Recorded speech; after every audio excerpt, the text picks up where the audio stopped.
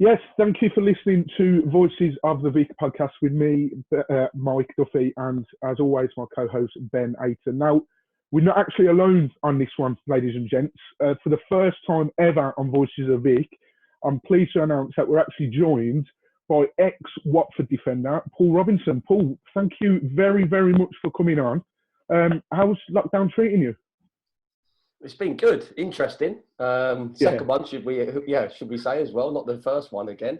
No, it's been good. The fact is that I left Birmingham City when I was coaching their development. So after 24 years, I felt like I needed a break from the game because I've really not had one. That was my main reasonings. Really was for that time to spend with the family that I've not had time with. My oldest was going to university, so I've not really seen him much throughout my career. So it was important for me to spend that quality time with him before he went off and left the house. Simple as that. Yeah. Obviously now I'm recharged. Looking forward to getting back into the game at some point, whenever that may be. I don't know, because the way the football's going at the moment is crazy, like the rest of the world is. But I'm very optimistic. I'm very positive. I know that chance will come again soon. But at the moment, yeah, I'm just enjoying family time. Yeah, well, like you say, you played for so long that perhaps you didn't envisage having this much time with them, as good as it's probably been with the lockdown and everything. So it's been absolutely mental, as you say. But talking of your Watford career, we'll get straight stuck into it. Now, talk about a baptism of fire, right? If my research has done me correct, you handed your debut by Kenny Jackett against no other than Luton Town. Now, you were a sub. It was a sub appearance quite early on, I believe, as well. And you were 17 at the time. Now, the fact that you grew up in Garston, I believe, if that's correct, obviously a local boy, you're playing no other than Luton Town. How did that feel to come on as a 17-year-old against Luton Town? Unbelievable. I mean, you just get flashbacks now. Obviously, I covered the game against Luton, so Watford, after 14 years, to the local derby game. To be involved in it and to be a part of it again was just special for me, because obviously it was an eye opener for when, like you say, I got my chance after 2 minutes. Dom Ludden got a hamstring injury. I didn't even have time to sort of get myself ready. It was bang, you're just going straight on. You turn to the bench. Robbo, literally, you haven't even got time to do a warm-up. You need to get on because Dom's pulled his hamstring. And I was like, when you just look at your teammates who you grew up with through the youth team, and you're looking at them thinking, I just need some inspiration here, lads, what to do. And they just covered their faces thinking, good luck. Yeah. But no, I mean, what a game to come into. Obviously, local rivals, that wanting to get one over on them like you always do. And for me, at the age of 17, I sort of had no fear then. I was always the type of lad who just wanted a challenge all the time. I wanted to push myself. I wanted to live outside my comfort zone, as you say it. And I wanted that challenge, and I loved every minute of it. The following season, the 97-98 campaign, I think you made 25 appearances in all competitions. Was you slightly disappointed not to play as many games that season? Or we've had a little bit of look into it. I think a change of formation happened that season as well. I think you went to 3-5-2 instead of 4-4-2. Do you reckon that probably stopped you from playing as much? No, not really, because I looked at it I was still a young lad. I was still learning the game. I was still developing. Still a lot of growing up for me to do, and like I say, I was in no better hands than Graham Taylor and Kenny Jackett. And Kenny Jackett I grew up with through the academy, and Graham Taylor, I mean, what a man! He was my mentor. I looked up to him. He inspired me. He always pulled me to the side to have conversations about my game and me as a person and my family. And it was the best upbringing for me as not only as a person but as a professional football player coming into the game. So I knew I had to be patient. I knew I had to wait my turn, because there were some excellent senior players in front of me, and I had to earn the right to get into the team. Yeah, I believe you got your first goal that season as well. It was against Fulham in October '97. Now, you've just talked about obviously representing your hometown team and working under Kenny Jackett and Graham Taylor. Look, your debut was amazing. How good did that first goal feel against Fulham? Yeah, it's a great feeling, like you say, to play for your hometown team, to come on in a local rival derby against, like you say, one of the biggest games that Watford and Luton. and then to score your first goal, a senior goal, it's just an incredible feeling, and to do it with your hometown team is just even better. So yeah, I mean, I think I was excited still 2 weeks later about just still celebrating it, thinking I was going to go into every game and score a goal like that. In the 98-99 season, you played more at Watford, back-to-back promotions that season. I think you've already touched on this briefly with working under Graham Taylor and Kenny Jackett, but in a few words, what was it like to play under Graham Taylor? And you've been working with Hive Live lately and working with the club. Does this place still have the same ethos? It changes. Obviously, football's evolving now, and like you say, it's totally different to when Graham was in charge. Graham was a massive family man. He loved the players to involve with their families all the time, connect with the community. We always used to go out and about and connect with the community. So yeah, I mean, times change. Owners have different visions. Managers have different views. They do things differently. So I understand football. I understand it works, but I would never change my roots, and that's what was always instilled with me in Kenny, in Graham, Luther, John McDermott, Jimmy Gilligan, all the great people that worked there and that I had the opportunity to work under. So, like when I go back to Watford, I always see it as the Graham Taylor era. That's all I see it as, and it's going home. It's going to see my family, and that's what they were to me. Watford was my family. So every time I go back there, yeah, it's very emotional, and it holds a special place in my heart because of the fact is that I was born and bred around the corner from the ground, and also I got the opportunity to play in the colours on the famous turf. Yeah, now that you talk about playing under Graham Taylor and what a job he did. As we all remember, 98-99 season, back-to-back promotions. We actually won Division 2 and then Division 1. Now, the semi-finals against your to-be future employees down the line, against Birmingham City. I just want to ask now, obviously you picked up 2 yellows in the first leg, so meaning that you couldn't play the second leg. Firstly, did you watch the game at all, or could you just not bear it? I was in the crowd, yeah. So I went as one as the fans, yeah. So no one knew that. I was in the crowd, cheering the lads on from there, and what an incredible feeling. I mean, we all knew when you go to a place like St Andrews, the hostile environment. We knew the players that they had in the team, and we had to bring our A game. Simple as that. That was what it was all about. Obviously, I was devastated with the 2 yellow cards, and the referees obviously sort of looked at me because I was a young lad. I was still learning the game. Yeah, shouldn't have dived in, one of them, and the other one maybe a little bit harsh, but he was always going to give me that second yellow card. So yeah, I had to accept it. I had to take it on the chin. But for me, the most important thing was being there for the lads and celebrating and enjoying the occasion and supporting them. And being in that crowd was just an unbelievable, like the silence from, I've never known the St Andrews crowd to be that silent when we went to penalties, and the result, I mean, just topped it all off. The Chamber was just immense. The whole game, he kept us in it with vital saves. And then when you call on someone to have that experience and that know-how of how to keep the penalties out, then Alec Chamberlain's your man. And yeah, it was just an incredible feeling. But then obviously we got to the final, and someone like Nigel Gibbs, who I speak to all the time, and he played in the semi-final and did a fantastic job, and someone I look up to from such a young lad, and being a defender, watching him growing and learning off him to sort of fight it out for that position in the final. It was just such a sad moment for him, because he'd earned the right to play in the final with his performance in the semi-final. But obviously Graham went with me for the final, and Nigel didn't even make the bench, which was again.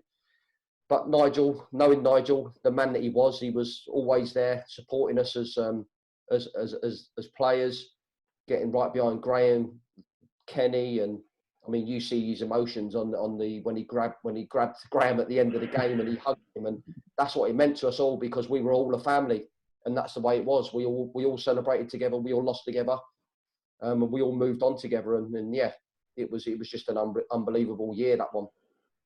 Yeah, you think you went into a season as underdogs as well. I think that's Watford's done that a few times with getting promotion to a Premiership. We've gone into a season as underdogs, and the team spirit just glued you all together, and you've managed to get through. And what a fantastic performance that was at St Andrews. And I wish I was in the away end like you were. It must have been mental. The scenes would have been incredible. But yeah, how did it feel to play in a playoff final in front of 70,000 people? What was your nerves like? Did you have any nerves? No, I don't get nervous. And that was the weird thing. Everyone like talks to me and says, "You've played in front of like thousands of people. How do you get nervous?" I block them out. I had a tendency to sort of block noise out and just focus on my game. I knew when I was wrong, when I played bad. I understood that. I knew when like I had really good games, but I never knew to get above myself. I just needed to stay focused and level. So to walk out of with the Twin Tower it was just an unbelievable occasion. I mean, and I knew in the tunnel we'd beat them because I looked across at their players, and we'd done it throughout the season. We played them when we beat them because they were the favourites to go up Bolton that year with their squad of players that they had. They were down to just win the league by miles, but we weren't afraid of them teams. We always performed against them teams just because of the fact is that they never knew what sort of team we would turn up with, but we always knew that when we went out, we crossed that line. We were like lions. We had 11, 15, 16, 17, 18 lions who were ready to go out and win the game as much as we could. So Bolton couldn't deal with that on the day. They never dealt with the way that we played or the way that we come across in the tunnel. Just on a personal level, Robbo, with you obviously saying you don't get nerves and you block it out, there must have been some pride coming out of you, right? Because I've done some research, obviously, and it was only 4 years before that playoff final. You captained your school team, didn't you, in the under-16s English Schools Football Association's Cup final at Prenton Park. So to go from that to 4 years down the line playing at Wembley in front of 70,000 people, that must have been absolutely incredible on a personal pride level for you and your family. Oh, on a personal level, it's just what you dream of. I mean, from a young age, I wanted to play football. That was my love. I loved the game. I loved it for where I wanted to get to in my head as me personally as a player. How far could I go? How far could I push myself?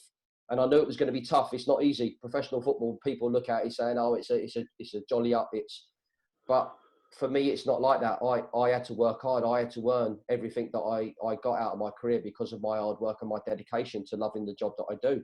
So yeah, to think of that captaining your school team in like a final where we drew and we had to share the cup, to then stepping out at Vicarage Road and making my senior debut against your local rivals, you just pinch yourself. Yeah, it's just surreal moments that you have. Yeah. Unbelievable. Ben? Yeah. So finally, it got to August the 7th, 1997. Watford were at home to Wycombe, and you was a Premiership player at the age of 20. How did that feel?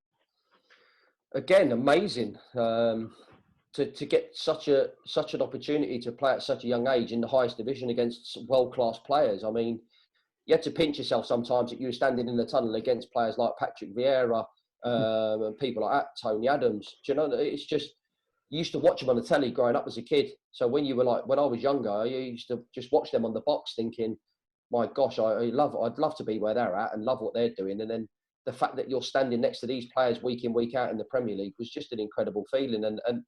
And again, experience for me of learning and developing as a player to where I wanted to be. But yeah, I mean, playing against Wycombe in your first ever Premier League game you just pinch yourself knowing that this is what it's all about and this is where Watford deserve to be because we've worked so hard to get here.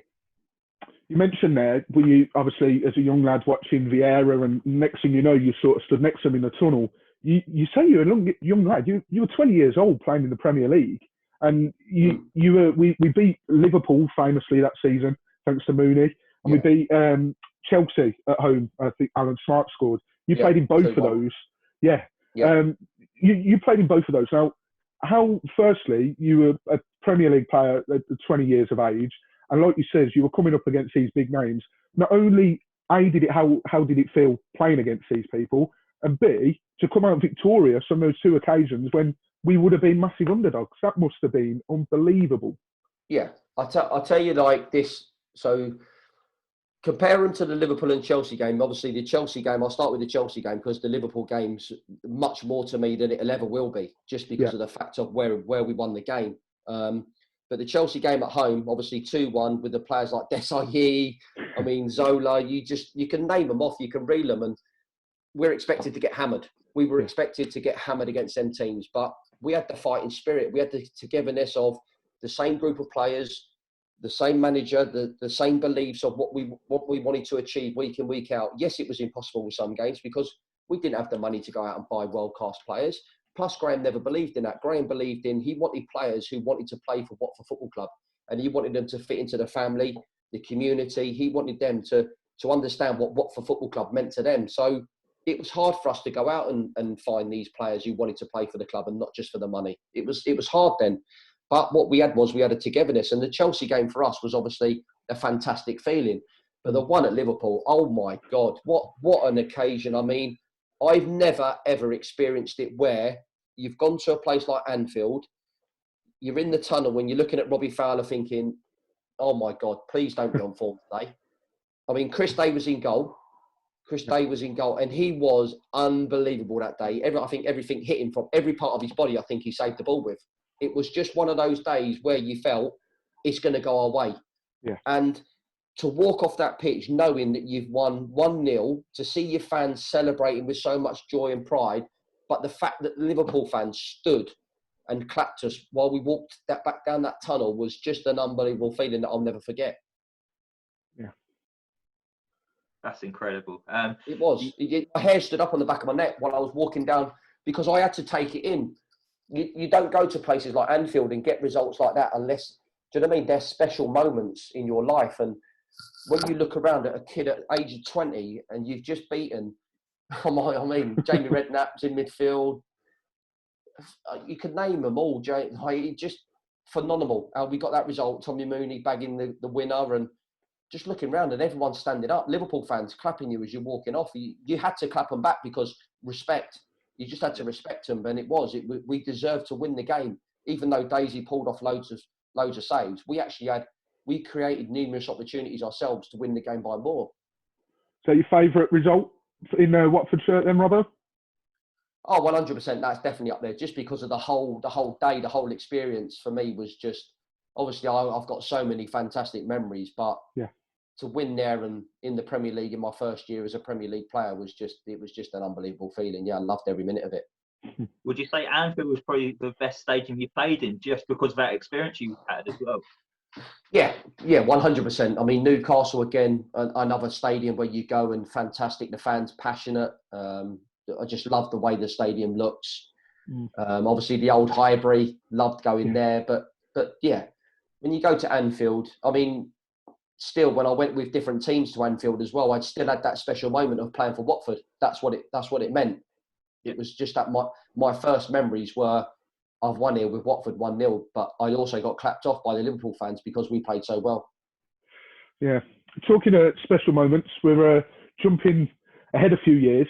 You were co-commentator on the Watford-Leicester playoff game with John Marks. Yes, flipping hell. Flipping off the scaffolding. Yeah, well, I think you've just answered the question. How, if you can, how do you sum that up? Like, I was there, and I still can't sum it up to this day. I wouldn't have been able to co-commentate on it. Let's put it that way. I was more worried about health and safety rules. I should have had a harness while I was up there and that thing. I mean, when you got someone like Derek Payne behind you, you know something's going to happen, and the whole thing just started shaking. I mean, to miss the penalty was one thing. But then to go down the other end and score like the winner with Troy, you just, oh my God, what's just happened in football? And then it just went mental. With the whole thing started shaking. I mean, I think it was me, Nick Wright, John Marks, Derek Payne up there. And we then had to look at ourselves and think, we've got to stop moving because we don't know what's going to happen. But you see Troy jump in the fans, what it's all about. I mean, again, just the emotion of football, what it brings. And then results are just, again, they're to be there and to experience that is just, again, it's just insane. And what a day for Watford that was. You've not done too bad watching a couple of matches then. You was in the away end for the St Andrews Birmingham City second leg, and then you was in up scaffolding for the Troy Deeney moment. What is that? And I was on Hive Live when we beat Luton. So even better. We're talking, fellas. I keep telling them, I'm your lucky charm, but then obviously we lost to Barnsley. But they wasn't at home, it was away. Yeah, less said about that one, the better, I think. Yeah, you've mentioned right at the start there, at the interview, Robbo, where you feel recharged, you feel ready to sort of return. You've obviously done your coaching with Birmingham City under 18s, was it? The under 18s? 23s and 18 I did for 2 years, yeah. Yeah, is that the next step for you then, management? Do you know what? I really love working with the youngsters because of the fact is that I was one of them boys. So I know what it's like to have guidance. They need guidance. They need someone who understands the game, who knows the game, who's lived the game. And it's important that you pass on them right messages. Yes, one day, hopefully, I'd like to be involved with a first team, whether that's a first team coach, whether that possibly could be a manager at some point. I don't know. That's in the future. I have aspirations of being a manager just because it's something that I want to try and achieve and have a go at and say, do you know what, I give it my all. And sometimes you can go well, sometimes it can't. It's just one of those things. So yeah, I think further down the line, I'd like to have a go at being a manager at one point. But at the moment in time, it's for me, it's about getting confidence and building my coaching knowledge up. And yes, I've done 23s and 18s football, but I really loved it. I love working with the kids. I love helping them develop. And we've seen someone like Jude Bellingham go on to play for Borussia Dortmund and £25 million. And then, I mean, seeing him make his England debut last night was just incredible to see. The growth of the lad and the way that he's developed as a player is just, anyone can do it. If, like you say, any one of these kids who's watching Jude, if they believe in themselves and they believe that they're good enough to get to that, then why not? They've got to work hard and they've got to do what Jude's done. And it's not been easy for him, but he's achieved it and he still will carry on to achieve that. So yeah, it's a fantastic moment for me seeing him play for his country at such a young age. But I want to see more. I don't think England produces more. That's my big issue, is that we bring all this influx of foreign players into the game, and yes, they're exceptional to watch and they are brilliant for teams to have them. But where's our English talent that we want to see coming through the academies and developing and playing for the first team footballs? Yeah. There's loads of them out there, but are we brave enough in giving them their opportunity? That's another question that we've got to ask, is we've got to develop these players to have the right mindsets and the right qualities to be able to go and play for our home teams.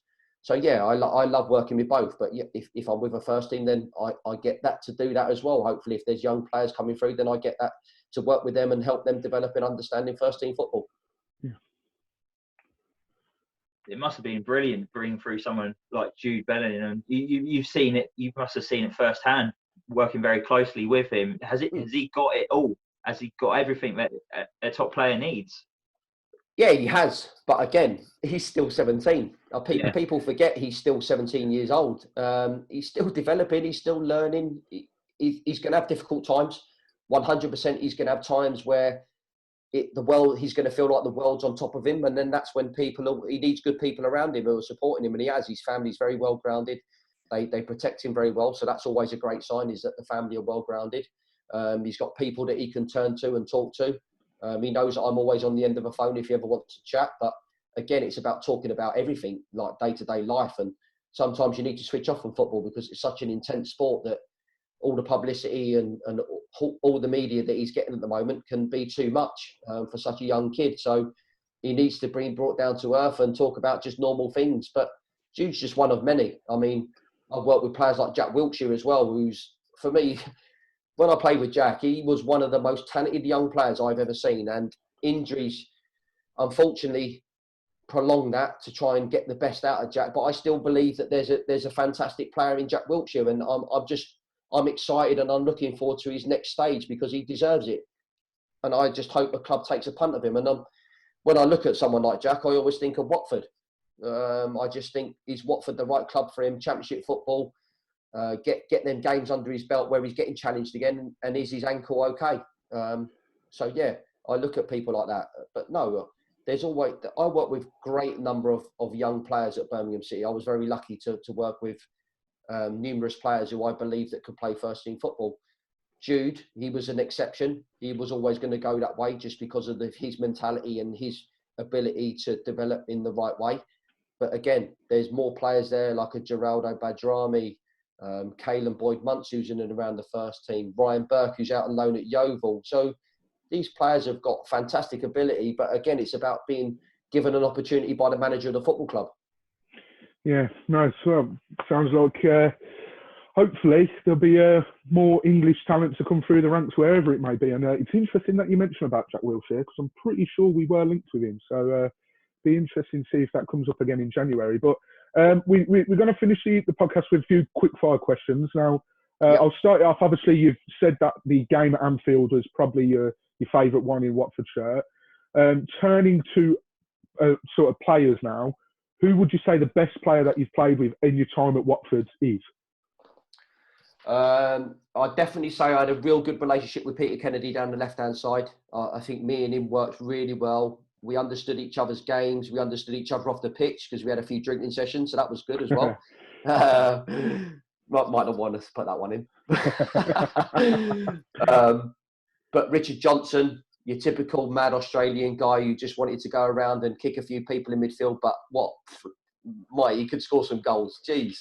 Yeah, and then working with Pagey, people like Robert Page at the back who developed my game, and Nigel Gibbs I mentioned before. I mean, what a guy to learn off. I mean, the 20 years at one football club shows his dedication, his desire to commit himself when he could have gone on and played for another club without a shadow of a doubt because of the qualities that he brought. But no, Nigel, them players for me, they were my inspirational players that I looked up to quite a bit around the training ground.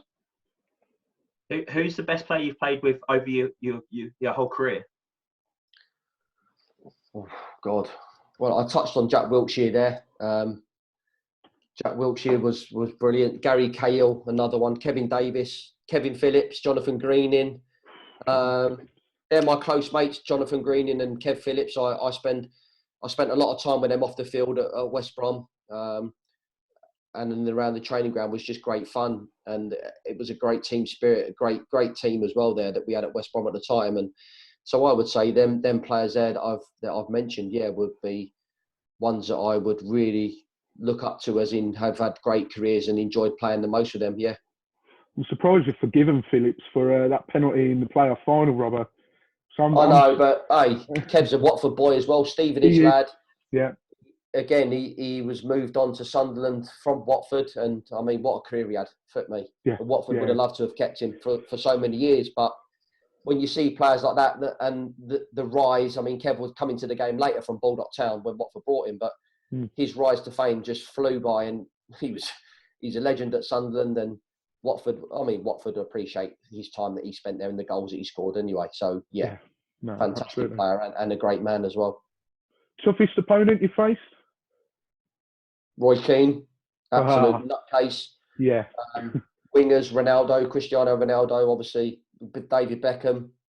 So the wingers I competed against, Damien Duff, Ian Robin, Joe Cole, just intelligent football players that you knew that you had to be on your game all the time. But again, when I wasn't on my game, it was just great learning for me because you don't get to play against them players all the time. And it was something that I'll always remember and cherish for the rest of my life, that I had the opportunity to play against world-class players week in, week out. But they would be my toughest opponents. So Gareth Ainsworth as well, I mean, not a player that people look to, but when I played against him, he was just nuts, and he just constantly was always on the go, and he was hard man as well, proper hard man who always got stuck in.